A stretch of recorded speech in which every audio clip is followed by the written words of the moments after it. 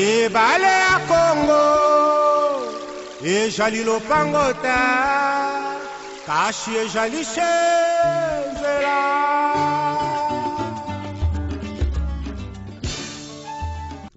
Mbote na balani nyonso ya Molière TV Canal Plus.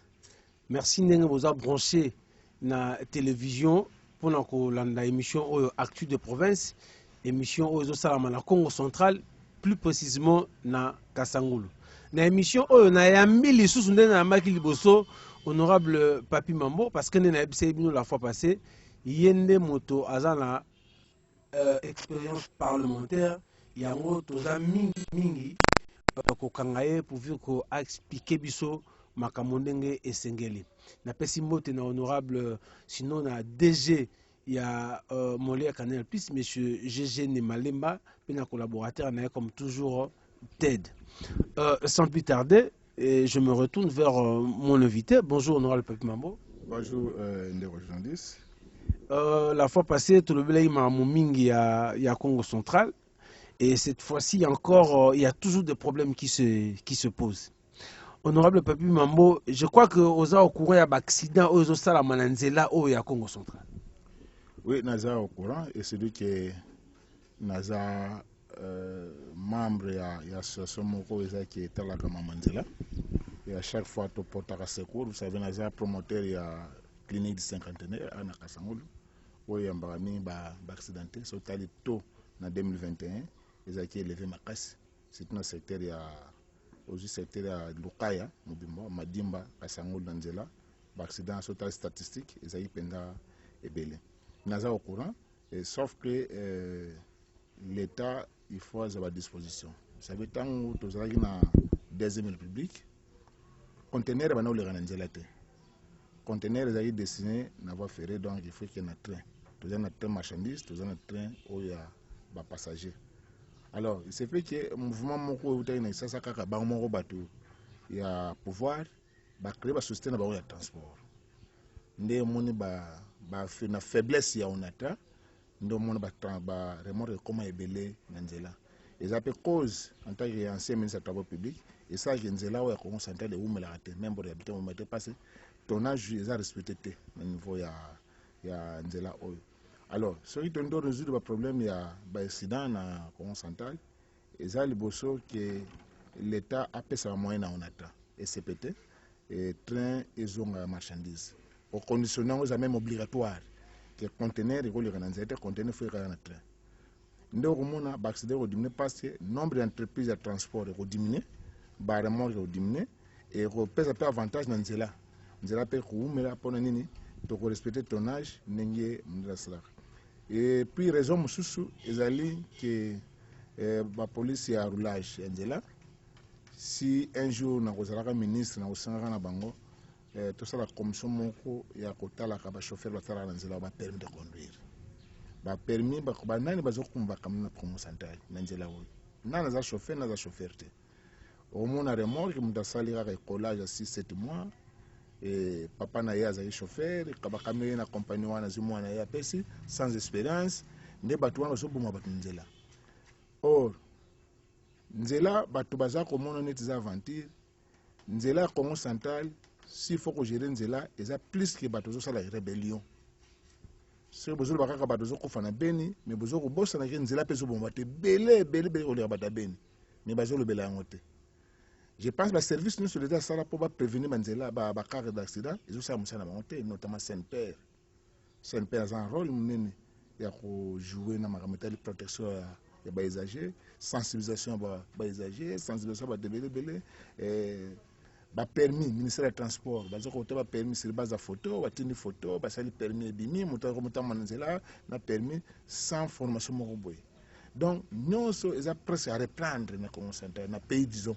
Parce que c'est ça que Congo central est un pays mauvais. De manière j'ai réparti tout le Congo central pour nous aider à Awa et il faut que bilo wana sur batien en compte notamment dans le ville bosso Awa ba conditionner transport ya conteneur non sur na SPT et qui est nzela ya train et puis ba grimipe et qui est penjete pour na kale bana ko nzela wana. Le mouvement et après na ba 2000 ans 2002 mouvement ne rejoint ya ba remorque parce que comme pena mbongo ebele ndo mona sala que les loyo accident ezala trop une espérance va chauffeur mususu voilà ba cause na ko lo pona ba accident c'est qui est vrai il faut noter ba ka accident na Congo central et qui ebele.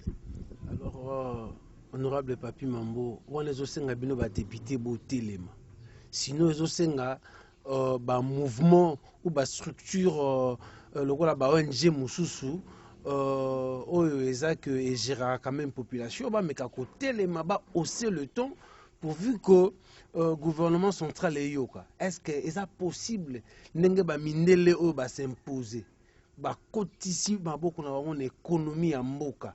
Est-ce que ça possible vraiment que ba conteneur oyo le kakalanzela ya rail? Est-ce que ba député ba kokoka? Est-ce que ba nekongo ba kokoka ko lutter contre le quoi? Oui, je pense que volonté d'aller pour lutter. Nazo bono kinga na zaye misata au public. Nazo courage ya okena kokanga poste de péage, 2 postes de péage. Ils ont des postes de péage de trop. Tout ça Kasangulu, Lukala, Kenge, tout ba c'est pont maréchal, bori ba ça sous 2 postes kuna. Ni ba neko ba ndima kiango. Moto asina ina tawana azaye misata au public. Wa ndima ba kene ko ériger. Gouverneur azaki wana to azaki wana ndino ba saba poste péage. Chauffeur mongo kaka wana futi Kasangulu. Aya futi pont maréchal, akia futi Sanda, a futi Materne. C'était de tout. N'avoir courage, na ben général Saga, après ça des piquettes, et va policier parce qu'on a des places wana. Na tout le chauffeur bolino to nimbo kangelo ko. Pour la nini va personne va raison. Toujours faut autant de payer au sud non, tu vas calena, tu le font maté. Ce qui bolino défendre loko faut ça déterminer. Déterminer c'est faut attendre aux autres de faire makam. Et puis faut koyeba mboka ngona. C'est ça que le Congo central va y Congo central en hauteur. Quel que soit ranzan en gros opérateur comme politicien, mini ba habiter ce sont des étrangers, ba vana ko tumsu ba vana kuna ba yaka tourisme na Congo central. Et vous allez remarquer ba nous soit makile makile na Congo central. Ba une adresse na Congo central te. Ba te belé. Comment vous êtes peut-être nous sommes notables, nous allons dans Congo central. Nous avons besoin de notables à Congo central. Tant que vous comprenez la province intérêt la province, vous comprenez la valeur de Congo central, Congo central ne développe pas. Député au Libanais défendre le Congo central, je pense qu'il faut comprendre l'importance de la défense de l'Union nationale. Intérêt est de l'Union. Mais intérêt personnel, ce que vous servez, ça va au ce que vous servez au côté de ma maman. Il y a ce monde qui a le Congo central de peut-être tellement ça d'intégration. Pour nous dénoncer, même pour dénoncer à Pamba. Bisous toujours encouragé à dénoncer, on a battu, on a mal vu, on a insulté chaque jour. Bonjour, on a développé province, ou bien une province de Tirané, on a éloigné. On a sens, on a hôtel, jamais au Cameroun, on a tant que marché, on a le bagarre, parce que Bavodan a pas de macamona. On a voté pour la bête de ma beauté.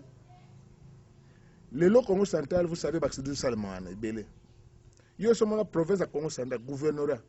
Qu'est-ce que ça t'a tout, qu'est-ce que ça c'est quoi? Il va dépêcher équipe. Il y a province de place accidentée Bazali.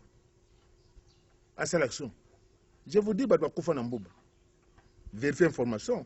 Baton Bayara me koua pas mana kamina ya honorable Gonda. Mudakuna bango zalingai 24 cercueil. Badwa Koufa na madimba. Bayo kundi bayo sulangai bango wao. Me koua wana. 24 cercueil na somba. Na kunda batwana badra. Na norme. Na futi pena mbo coutumier. Na zui grand cas de territoire, assainissement, même 24 de cercueil, ti et ce cas, mikou en ozéléona. Donc, on ne va repérer. Donc, province, et se limiter à des individus. Non, gouverneur, tel gouverneur. Vous sentez que tant que vous avez tout bien, tel que vous avez tel que vous avez TV.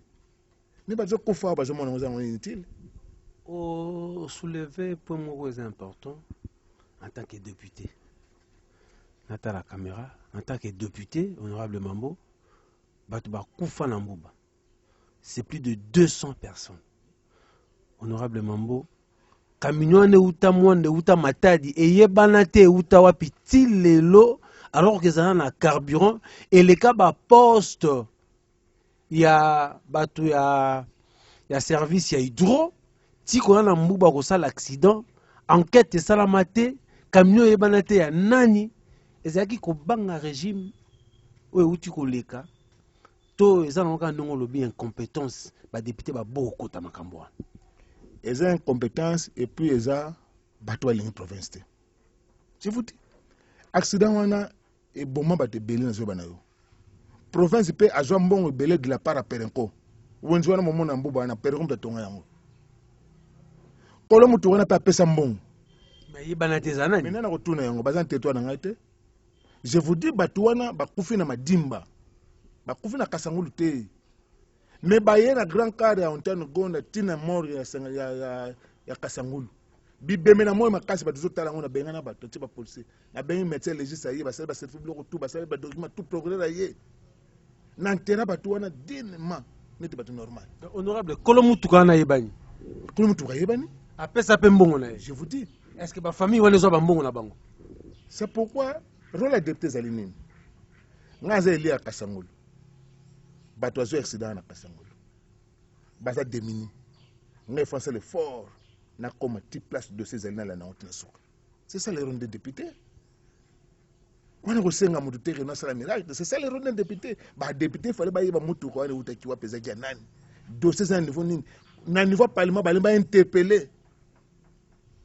Ba interpeller gouvernement provincial, ministre de santé, ministre intérieur, pour ba tout na bango. Ministre hydro. Na ministre hydro. Silence radio. C'est pourquoi nous avons dit non, Congo santé a un problème de leadership. Batwaza trop na biloko mo sensation, non boye ko boye mais pour la province ya ngomoko boye batwa lo bakate. Honorable Mambo, aux députés à Congo central, aux députés provincial. C'est vrai élu à Kasangulu, mais na koyebi sawa que même na territoire à Madimba aux la valeur bat ba respecter yo. Comment ko kota makambo wana ti? Je pense que na kota dossier moko boye ya makambo ya hydrocarbures. À la création de poste mi balemo na kana interne na nino ngana interpellaka ministre hydrocarbures ministre Linkela pétrole no terra matadi pétrole frelaté ezali so chongo na mwinda tango pesa le mettre boy tuminda ko mobima histoire de bat bayebi plus de 230 morts na matadi se banda kasa na gimpika na interpeller ministre hydrocarbures na parlement menaje sai menazo ba ko de fila ne na pena na ngotina suka na seigne départ ministre gouverneur benga bino nazo remane permettre atikala nga mone mo sala mais bino province bo dédommager ba famille wana bato dédommager ka bango ministre mabeka boy mabeka c'est député ça ministre mabeka zami s'intérêt a dédommager ba famille wana province a bimsa mbongo ya matadi koti mais ya madimbo boko kota matadi timpika ana kasangulu serebanza na teta serebanza na ba fleuve pétrole sera ba dégâts partout. Kaka ya Madimba ndo boko kota ya Mbuba. Madimba azana ba député. Obi mutu akoko ndima ki collègue député akota makambo ya ye ezaka honorable Mambo. Nazana fair play. Ba collègue mususu wa moni ke non honorable Mambo ko ma problème. Na sele misomo nzo ba mino ke na CCTV matadi pona ko expliquer ba rôle la député, je vous dis mais ba député on ndema ba collègue ba mono neti neti na kitsi bango, je vous dis vrai. Tant le big notre député là c'est from député zalité député za formation tanga so sala musala et que député comme on nan ba za formation te nan ba sala ngolo mote ils ont besoin il faut éduquer population n'informer population qui donne tout ça le mote c'est ça qu'on contredire maman non zo ko ça salbo web ça yo député ça ni bon na ba courir nous ba jeune faut tout na bangote bon journaliste yo za député ça net ni na parlement bon rejeune maman que nous tout ça le mote pour ça il faut se la former. Et formation, il faut bureau assemblée commun. Na PNID, communauté France de Belgique, parlement, tout. Bah, la compétition britannique, bah, on forme des députés. Même la carte assemblée provinciale, il est formateur, il est formateur. Bah, on joue bah, on collègue de thème, bah, personnel assemblée, bah, coordinateur, bah, bureau de thème, bah, formateur déjà. Bah, peut-être 2-3 jours, bah, former député. Bah, le temps, tout ça, il y a un mot de zamboulement. Et ça, il y a un temps normal. Député, il faut interpeller le ministre. Dans certaines parce que d'abord, le ministre a disposition de ça. Le ministre transport, SNPR, tout, PCR, parce que c'est une taxe de péage, taxe de pénalité. Dans le niveau pont bascule, véhicule sur l'exit plus de 20 tonnes, 30 tonnes, il faut pas taxer la pénalité. Si on dit rejoindre ces œuvres, il n'y a pas chinois, avant, il y a une bonne poche. Mais c'est là où on a détruit les Congo central.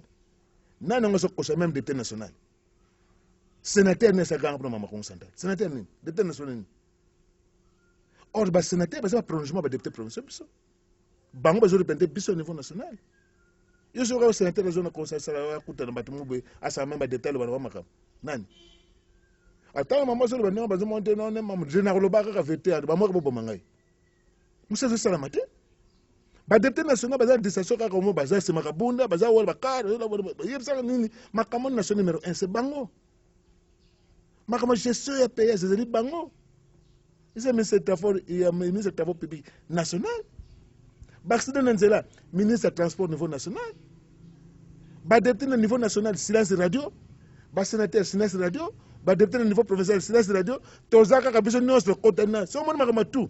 Au moins ba député so ba commis. Ba sénateur ba commis. Ah makama tout. Mais bon comment pour ma province. Donc ba bossa na sujet, ba bossa na cible et comme on a une distraction, je vous dis c'est pour un bon que nous kufa. Alors, honorable Mambo. Toyebi boni ba grand carreau yo auto benga ba remorque ils ont ça la accident presque chaque jour na outi qui sent tout pour roya awa na munata 4 ou 5 voire 6 nanzela ba chauffeur mususu ba ça l'accident parce que ko pema pesate il faut volobela makambo akuti matadi lelo Kishasa lobi lango kata zonga matadi akoy matati zwa charge zonga Kishasa bazola la pongite bazola la nzela tanga kolala abwaki camion boyebi peke ba camion zo bwaka mamingi mais bozo mona tango bozo kende matadi na assemblée bozo mona batu likola ba remorque ndenge baza ko mata pour na transport mais bozo lo baté tango camion remorque koya ekoeli bato bakufi. Est-ce que système oyo ezaka que no bat fois mataka likola remorque likola ba mituka ba camion zo uta lufu ta la charge eleki même antenne eleki mulai même na niveau ya camion et ba député bozo tala pourquoi ça la loi te proposition d'éditer pour nous protéger population. Gestion route nationale numéro 1 eza la compétence à niveau national. Route nationale numéro 1 compétence nationale provincialité. Donc il est incapable nanu ya ça la loi et dit pour légiférer sur la nationale numéro 1. Pourquoi accompagner bango parce que loi déjà zala ke buntako mata hors carrosserie proposition de dit bokosa les aka pour accompagner loi à Kinshasa. Na principe ya loi les lois article 205 de la constitution. Primordial ba texte. Sur une nationale va légiférer, province beaucoup légiférer. C'est ça le problème. Et ils ont un niveau nyonso ba dossier ya insécurité au niveau national numéro 1. Niveau provincial, ministre des Transports, bien que a la compétence ministre national, mais à cause de l'initiative. Oui, les chauffeurs, peut-être à la terre, ils ont géré la situation de ASER, Association Congo-Route. Ils ont géré les chauffeurs de remorque. Les chauffeurs de camion, ils ont géré la SECO. Depuis le ministre des Transports, à Kotaou, à Touacha, a une initiative montée, à inviter les associations à soit na bango. Pour nous motiver bango, pour rappeler bango même à l'ordre, la responsabilité de bango vis-à-vis ya Moussala Bazo Salawana. Manque d'initiative dans la province. Province, il n'y a pas encore d'initiative, mais que je suis à niveau national, mais province, peut faire. C'est pourquoi, quand on va faire critères pour nous monter à la ministre, il faut justifier quand même le belé. Compétences, classe, tout pour permettre à certains à s'adapter facile parce que mon on était non abattement ministre des Transports. Non, Okoya. Mais tant qu'il y a aux de suffisance, il faut que le conseil dans le cabinet de bateau basali compétent. Bako accompagner en tant que ministre. Mais vous avez constaté ministre est incompétent, cabinet est incompétent. Donc c'est ça la province du Congo central. Clientélisme même dans le choix du cabinet. Je vous dis, nous avons des ministres des Travaux publics. Mais mon conseil juridique a bas fleuve, maître Hippolyte. Conseil technique a un songololo. Na tenir compte espérance à motu na motu. Si on a servi à Kassangoul, ils ont côté assez. Opérateur de saisie, secrétaire de cabinet, OPS, biloko wana CCP sabango. Mais biloko eza que nous accompagner en tant que ministre des Travaux publics. C'est pourquoi on a reçu mandat en tant que ministre des Travaux publics. Et vous allez remarquer que nos accidents oyo province a une initiative. Province depuis toujours pour faire une initiative exacte. Il y a en tant que province. Initiative ni province de Congo central a zui. Parce que dans le temps, n'a pas gouverné Mbacha bimaka comme ça comme les copains. akitisa bantu bazala na remo avant ça le forcer azokita bonanzela nzela le monde akitisa bango. Mais vous allez remarquer province bazo créer que ce soit parlement, que ce soit gouvernement, donc bavande bazozela makambo okuta bango. Baza pe na réponse à opesa makambo te. Je veux dire ba pas kufa na Congo ça 3 ans. Ba ministre baza na tout depuis de bandera. Depuis de bandera tuzana ba to atia bango ti lo bazaka kuna à part de ba to long bazaka kuna. Bo de ba banda te lelo yebsa ministre saindi nini. Ministre ni yo c'est pe na. Faut ça bino parce que normalement il faut parlement inviter bango et à questionner bango. Faut déjà besoin de vrai dans le lobby dans son ensemble. Parce que majorité député ba député bazo soutenir médiocrité. Toza diluer na kata majorité wana. To ça ni dini. To ça parce que le parlement il a droit à majorité. Parlement il a la majorité aux allons nous a bon, aux ça nous seul mais ils ont la majorité. Et ça problème à conscience. Tout était mal parti au départ. À partir de territoire d'Ambino, à partir de l'élection, c'est pour ça qu'il niveau territoire. Départ de la Békouna. Les gens vont vivre par conséquence à Moussa Bino Moussa Gama Ben à l'élection. Il y a un autre vivre. Alors, honorable Papi Mambo, tu le beli maramba accident mitou quoi. Tu le beli les loyaux charge en dehors et à carrosserie. Il y a aussi un autre problème. En 2021, tout le monde dit. Na 9h. 8h, bakuluna babimi na mbanzango. Bazo semer terreur. Quoi qu'après 1 ou 2 mois, ba maîtriser bango. Na Kisantu, le 5 janvier, tina le 12, je crois, ou le 10 ou le 12 janvier, espace à une semaine, babomi 3 personnes. Une maman de plus de 60 ans en Ngeba, un jeune il y a plus de 30 ans, qui sont tout, même qui sont babomi, une jeune fille de 17 ans, mobile a bomi. Bon, sans compter ba tuerie et salami belé. En 2021, apparemment, qu'est-ce qui se passe dans le Congo central? Est-ce que babani bazota qui ça pour nous réfugier dans le Congo central? C'est quoi? Est-ce que Mukongo atika sous Mukongo te? C'est quoi en fait le problème pour la batuerie? Et puis tout le monde, ministre de l'Intérieur, Serge Ntanda, abimité Aloba. C'est quoi en fait? Je veux dire, il y a un problème de gestion de la Congo centrale dans tous les niveaux. Il y a un banzango. Je dis même na Kassangola. Même na Kassangola, c'est sécurité de ma casse. Là, aux hommes, on a encore ça les missions, les aïna comme ils ont abandonné. Na bima a pour ne pas nous bomber bateau. Je me trouve en insécurité. J'ai tout abandonné. Mais tout quitter nous, c'est tiré d'abord tous allés. Il y a des mesures de passage. Donc ministre intérieur, au niveau national, il faut ça l'effort. Il y a un nous qui peut gestionner dans chaque territoire. Et dans le territoire, nous sommes à Bazarate, Bakoufa, Bakenda, nous sommes démissionnés à Bango. On va tirer là dans Bassista, et faire rester péninsule pénalité. Le problème, c'est la gestion du territoire, de l'entité territoire de santé. Bien, nous avons besoin de développer 145 territoires, nous avons un animateur nini. On a un chef d'État qui a développé un animateur au niveau du territoire. Bazo poser problème la gestion. Même la population. Bonjour na Kisantu na Madima, je vous dis na Matadi. J'ai un petit babeti ma 19 heures. Ma c'est côté bimé bouki de côte. Baboto ça on changer. C'est chaque jour bazo bombarder na Matadi, chaque jour à 18 heures. Poser 2 et 3 heures de matin. Donc gestion d'entité nous pose problème. C'est pourquoi nous avons tant de questions il y a bien critères à vous nommer par ministre. Ministre Serge a répondre aux critères pour nos amis intérieurs. Non. Non. Ministère intérieur c'est un ministère clé. Que ce soit au niveau national, que ce soit au niveau province. C'est pourquoi pas passer à intérim après le gouvernement soit qui est dans Zahir, ministre intérieur face à l'intérim. Parce que c'est une gestion d'entité nous ministre intérieur déjà 4 h du matin face à l'écoute de téléphone. À la situation de Kassangola, moi, on va bien faire une situation. Je peux dire situation pour sécurité, mais pour avoir disposition, dans ma campagne, mais vous allez remarquer, depuis je vous dis, 3 ans et demi, et c'est ça l'itinérance. Itinérance, c'est pas mal, non, comme c'est intérêt, il y a Kassangola, 3 ans après, attends, il y a les lots. Pas ça, enfin, il y a des autres, c'est c'est-à-dire. Il fallait des touristes comme ça, parce que le ministère de l'Intérieur. Donc, je vous dis, rien ne fonctionne dans la province de Congo central. Nous sommes si bonhonnés en bon côté. Les Français, le lobby, il faut précéder les moyens.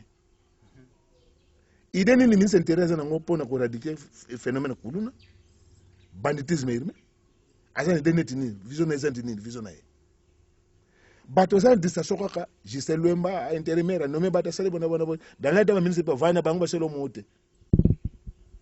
Donc il faut que badéputé bazwa conscience ntango Gisèle alingi asalaka no achange baincompétent te aza na pouvoir te ça va ok mais bato ezokufa tosala nini tosala nini bazala garde kaka ndenge wana parce que bato bakufa na bango vous trouvez ça normal. Donc inefficacité action gouvernementale à Congo central, on ne sent pas qu'il y a un gouvernement depuis à tout on ne sent pas qu'il y a un gouvernement, on ne sent pas qu'il y a l'institution parlement. Il y a folklore institution parlement ça existe ils ont existé quand on a combo qui va député bazali tous incapables il y a quoi interpeller le gouvernement pour nous savoir responsabilité na bango. Ils ont été investis par cette assemblée. Donc autorité directe de l'assemblée provinciale on est député mais député silence radio et malheur n'a besoin de développer le province soit de courage soit à interpeller. Je vous dis vous avez direct na sens nyonso tant bon nous ça hors de moko que non institution fait tambola boye donc na sens nyonso baza ko tirer bino que non boza ba mabe. Bref il faudrait tous se remettre na bino ba journaliste pour na koyebisa bino que si ça ne va pas et ça na bateau baza rolité mais baza prise en otage na majorité. C'est ça le problème.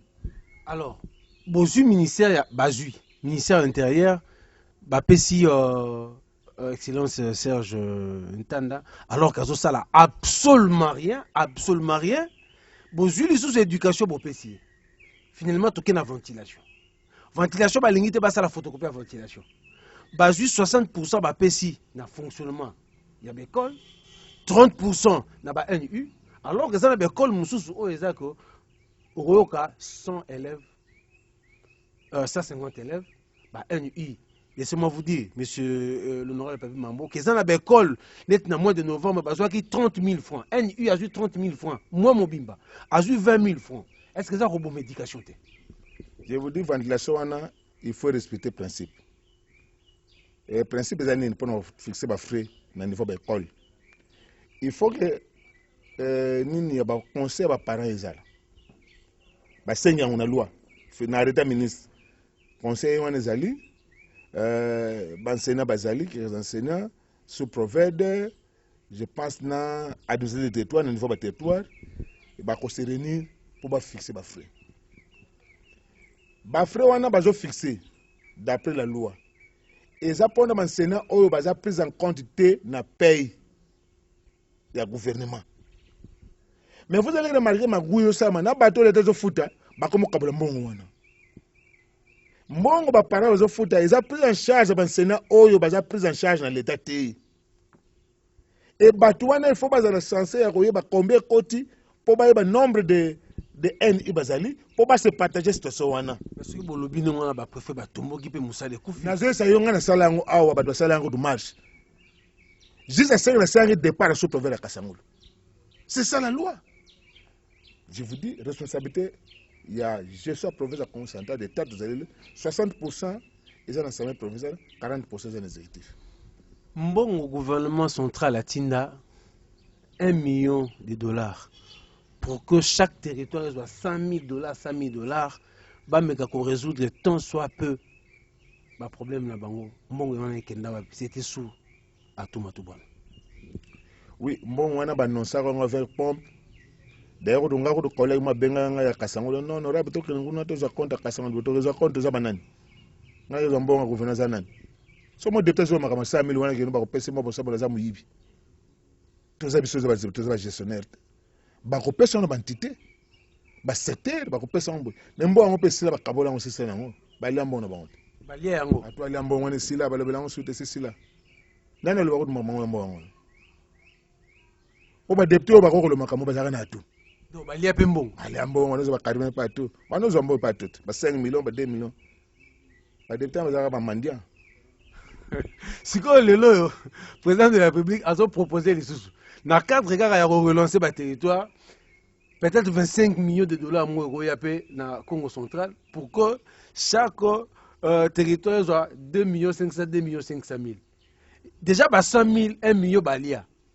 Est-ce que vous avez que 25 millions un peu ça moins risque? Naza pour na biloko wana te, je pense que chef de l'état so linga cha makamwana. Nazo landa ngo. Amitia déjà no anu IGF nan. Acha IGF apati ni mbongwana. Fait Jacques Mbadou azana système routine na rétrocession na ba territoire bantité. So atini mbongwana o remarquer ba bourgmestre ba chef de secteur na mouvement ba comme na mouvement ba veste sika ba nina sika ba parabolique tout ba tshela bandako bante. Mais ça fait Jacques makambo ko bon so ba chef de secteur. Conclusion to changer ba chef de secteur rebelle ba msupu ba kufa. Donc moto yo sali otanda nozo fudate. Pour ba ate ba zo mbonte. On ngoti le 25 000, 30 000, 40 000, 1 million de dollars à développer le territoire. Non. Il faut pas avoir préalable. Préalable dans chaque territoire, soit tu vas créer un comité local de développement, va accompagner l'administrateur du territoire, n'a pas projet de commun accord territoire, comité local de développement, va travailler un projet prioritaire pour le territoire, va chiffrer et va faire le compte, va banner les exécuter ensemble.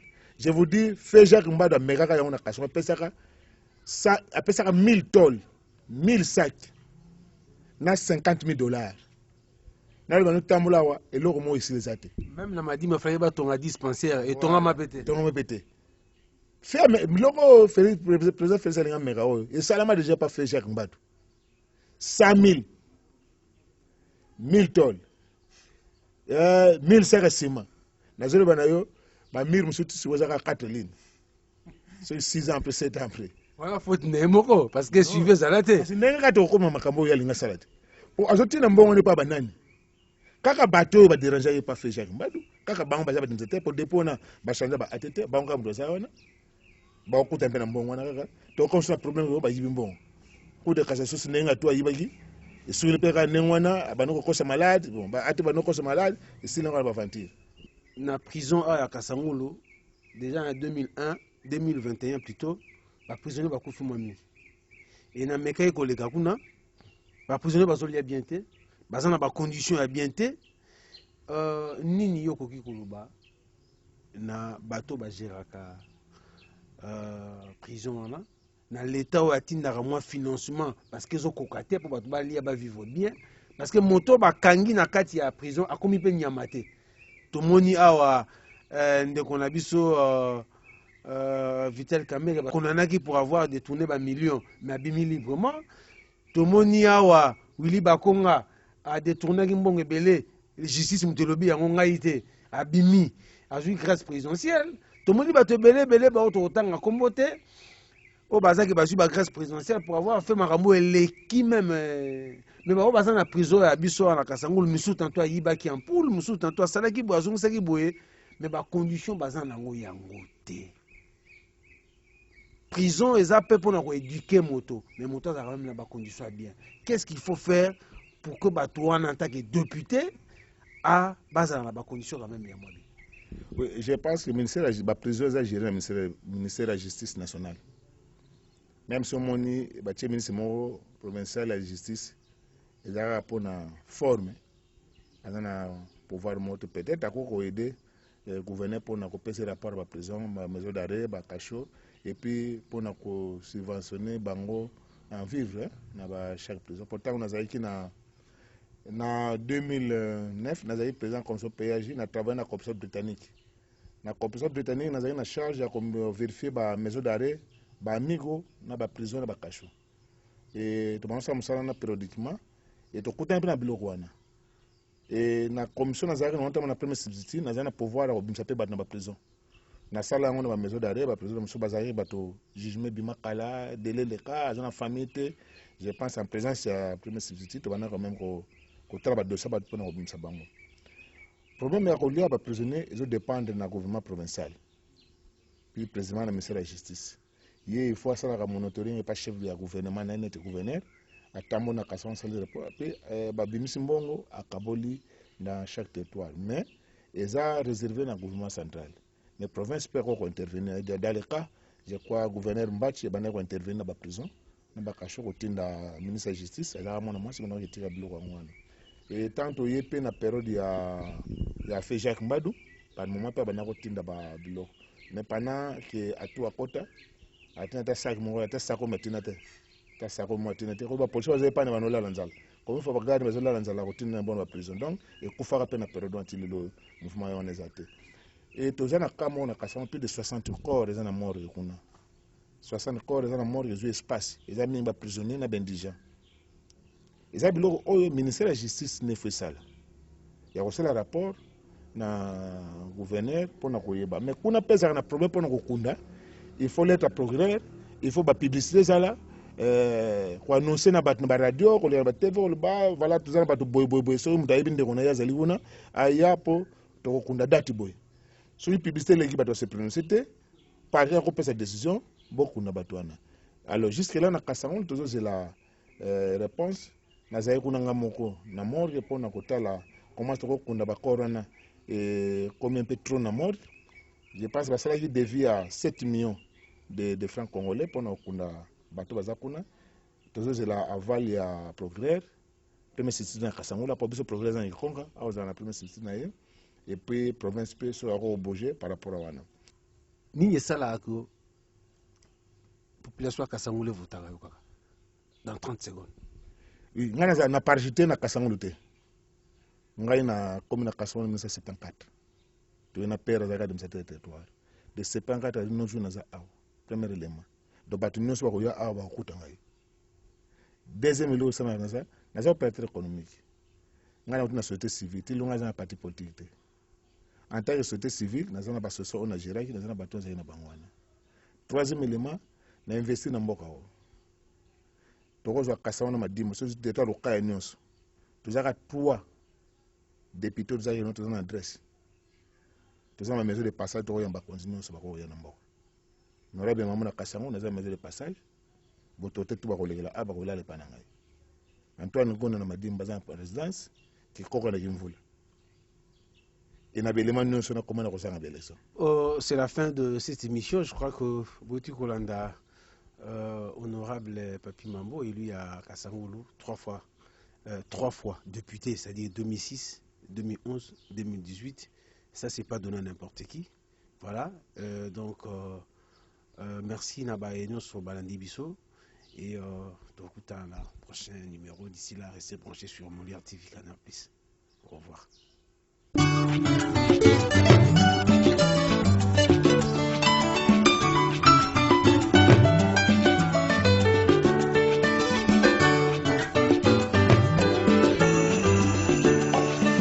Ebale ya Congo ejali lopango ta kashi ejali she